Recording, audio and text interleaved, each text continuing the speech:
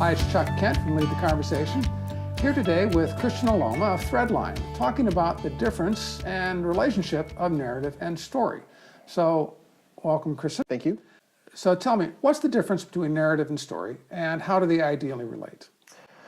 So they're very overlapping from a Venn diagram. Narrative is the structure that I think builds stories. So story is the expression, is the sort of dressing that sits on top of that narrative structure, but a narrative is this core idea of the relationship between the way one thing transforms another thing. And that can happen in a movie, it can happen in a book, it can even happen on a experience through a roller coaster. That's the story that sits on top of it. The narrative is the structure underneath. Okay. Now, how does one need to think in terms of narrative for an organization or narrative for those the organization serves? Sure. So we think about at Threadline applying narratives to organizations, the different ways they can use it. You've got your narratives that are meant to connect to your consumer, right? And it's about not only having a clear narrative as an organization, but understanding their narrative and the way you fit into that, the role you can play in their narrative, so that you can make them a more celebrated hero of their own life. Within the organization, those narratives serve two primary roles, and one of them is managing culture, right? I think a cultural narrative will go much farther than having cultural guidelines about what an organization should do, right? One is bullets, and the other is sort of a lived understanding of what it means to be at that organization, to express the culture of that organization. The other is in the way ideas sort of move through organizations, and a lot of folks come out and I've seen it myself, where they present sort of their idea and it's a series of bullets on a series of slides. And the worst thing that you can do to an idea is put it down on a bullet, because it's never remembered that way, right? I never have anyone come out of a presentation and say, remember third bullet on slide 3?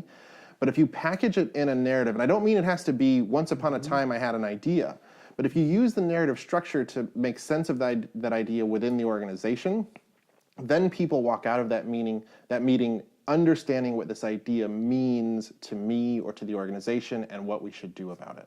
Okay, so whereas people often think of narrative and story in terms of marketing output, there's really a deeper organizational use and purpose? Absolutely. It's a structural tool, right? It's the same way we might use positioning or a planning document. Narrative is a structural tool to help you either plan to express an idea or provide the kind of common core meaning of an idea by structuring it in that narrative format. Okay, so if I understand correctly, narrative is structure, story is expression. Absolutely. Okay.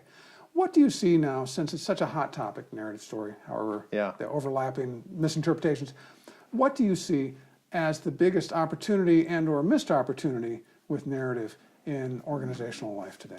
Well, I think it's become the emphasis of the story and not the narrative. I think folks have focused on creating something that's viral or creating something that's exciting or creating something that makes you cry and is emotional and engaging without understanding, does that thing we've created either connect back to our purpose or help the customer make sense of something, make meaning out of using our product, that kind of thing.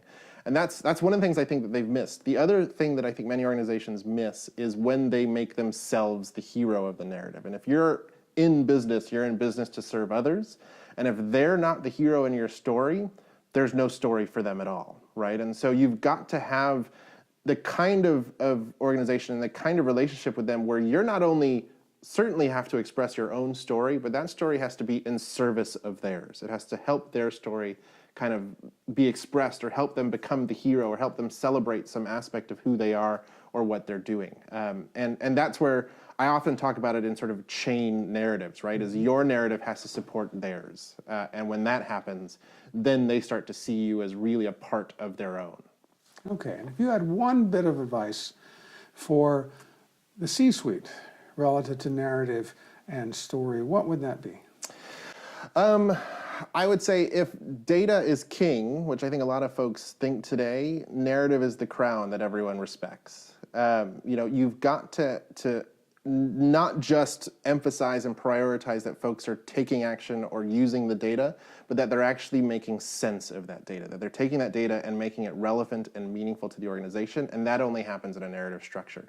Narrative's purpose is to make sense of data. And so if you're in the C-suite, I would say, definitely keep pushing on the data sort of, I think, path we've been down, but don't forget to keep bringing those narratives, those stories to help make sense of it all. Otherwise, all that data will essentially sort of fall to the wayside for your organization. Okay, great. Well, I could go on forever, and actually we have been going on lots longer than this. So all of you out there, I encourage you to read the entire interview after this brief introduction. And Christian, I thank you very much. Thank you. And look forward to understanding more about narrative and story.